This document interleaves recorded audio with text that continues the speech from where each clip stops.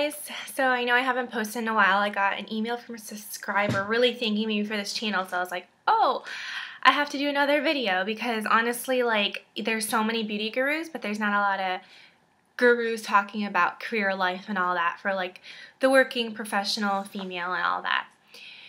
So, I wanted to talk about success and personal relationships.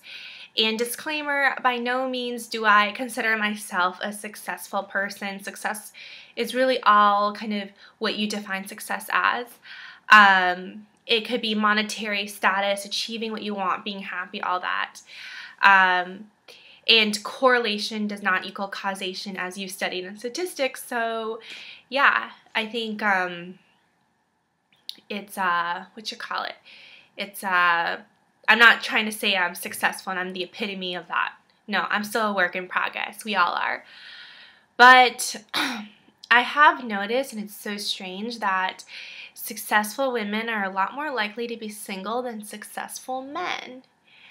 And it's weird because my parents are telling me now, oh, you should be starting to date and meet people and all that. Why are you working so hard? It's going to be so much harder for you to meet someone when you're just so ambitious on top of the corporate ladder because your pool is going to be so narrow. And by the time you're of that age, a lot of guys can date younger and prettier. Just like, frankly, the fact, that's what it is. And, whether we like it or not, that's how biology works. And so I'm fully aware of that fact. But regardless, I choose my passion and my dream over that personal relationship. And then I'm just wondering, why is it that women have to choose? And it's not even the Anne Marie Slaughter article, Why Women Can't Have It All. I think hers does relate to it, but hers is more like based on child rearing and bearing. But what about the period before Anne Marie Slaughter's article? What about the period where women were at this age where we've graduated college, we've been in the workforce for a couple years, and we're trying to think, what's next? Do I want to make it on this track to become partner of a Fortune 500 organization, managing director of this bulge bracket bank? Do I want to become CEO of a growing startup? There's all these thoughts you have after you've graduated college and done all that. And they never come up when you're in college. Like when I was in college and I talked to all my girlfriends about this, not once did the doubt of whether you want to become managing director ever came up. It was always assumed that you go to college, you work at this company, you move all the way up, shoot through the ladder to get there. It is not even the fact that we don't think we can make it up there because we're very smart, ambitious people. It's the fact, do we really want to sacrifice everything we have to make it up there? Is the sacrifice worth it? And I think the sacrifice a lot of times is the personal relationships, finding that special someone to spend the rest of your life with, and then, consequently having a kid, raising a family, and all that. I haven't been in a relationship in 3 years. 3 years. I have dated people, but for some reason they disappear after a couple months. And it could be a personality flaw, definitely could be. I could have some psycho weirdness going around that is yet to be diagnosed. I think I have hypomania. If you look that up, that's pretty much describes me to a T. I'm an ENTJ personality. I'm just super pushy, super blah, blah, blah, blah, blah. But I think, a huge reason for that is maybe guys don't want a super successful, ambitious woman. Maybe he wants, a Martha Stewart, beautiful, young, attractive girl. Someone who can cook and clean and keep the house organized, because honestly, when you're dating someone who's very ambitious as well, like, he doesn't want to come home to a messy place and talk about work. He wants the feminine qualities of life brought to him without having to worry about clients or supervisors or deal flows or all that. Maybe he wants someone who is just sweet and nice and doesn't really have to compete or put pressure with him, you know? And I've tried being that girl. I've tried.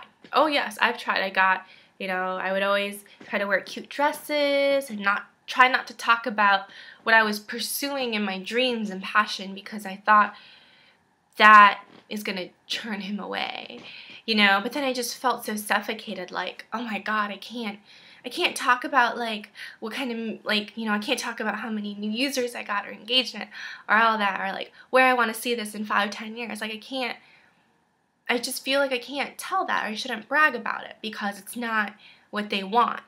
And then I just feel so sad because I have a huge ego. I am very I don't know, I have a huge ego. I like achieving things. The only time I'm happy is when I can achieve things, really. So that kind of puts another whole can of worms into the whole situation. I think people are like, oh yeah, it'll be fine. Just find a guy who respects you for your ambition and your dreams and for who you are, blah, blah, blah, blah, blah. The reality is, though, like, I guess, like, at first glance, at cursory glance, guys like what they see. They like that I am a, decent on the eyes, hopefully. I hope all this makeup makes the illusion that I'm decent on the eyes, because without it, oh my God, you don't want to see that. Decent on the eyes, I'm smart, and I'm pretty social, outgoing. But then it's kind of like, once they get to know me, like really know me, who I am, they just disappear, because maybe they're like, I don't know how to deal with this kind of creature. Like, what the fuck is she?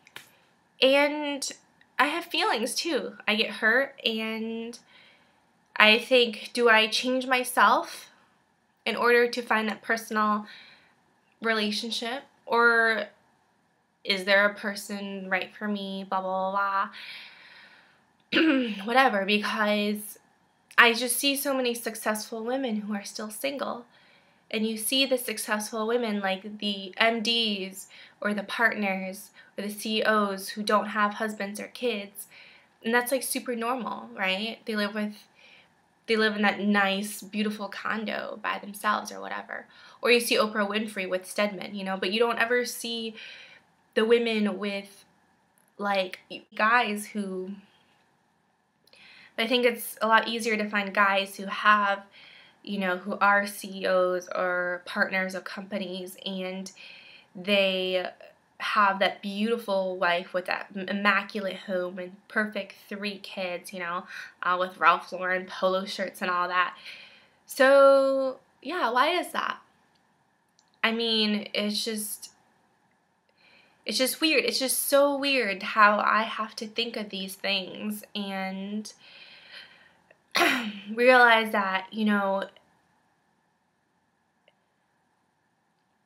just realize that I have to make these choices. And, if I'm going to do this and be so ambitious, then, another side of me might have to give.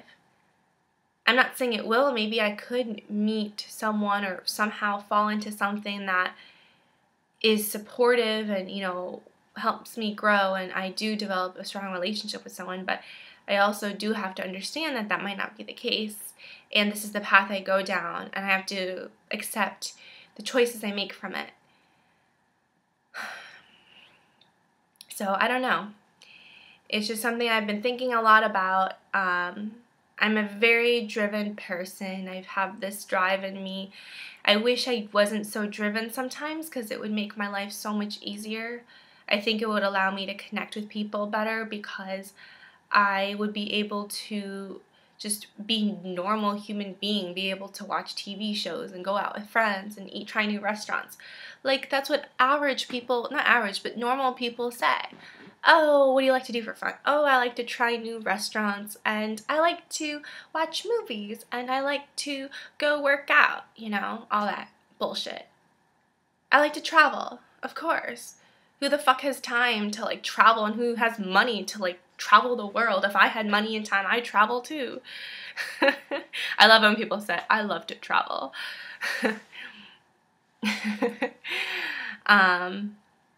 But no, I'm spending my money, if I make money, on my YouTube and on my company, because that's what matters to me, you know. India will still be there, you know. Prague will still be there, but this whole vision concept might not. So, yeah, it's lonely. It's lonely. I feel lonely a lot all the time. But I am so glad to have, you know, my family. I mean, I've said before, my family aren't very supportive of the path I'm trying to go on. They want me to be normal and, you know, marry that doctor from medical school and all that, right? But I'm glad that they're here and close to me, and I have some really great friends, and I have my YouTube and the Perfect Beauties on the site who, they're like my best friends. For some reason, it's super weird. Like, people I don't even know, who are, you know, maybe half my age, living in a different part of the world, but we all connect over one common issue. And I think that's really amazing and incredible, and a reason why I just can't give up on this, because it's just, there needs something like this. I mean, the world needs something like this. I know it. So maybe I do have to sacrifice that part of my life in order to create it.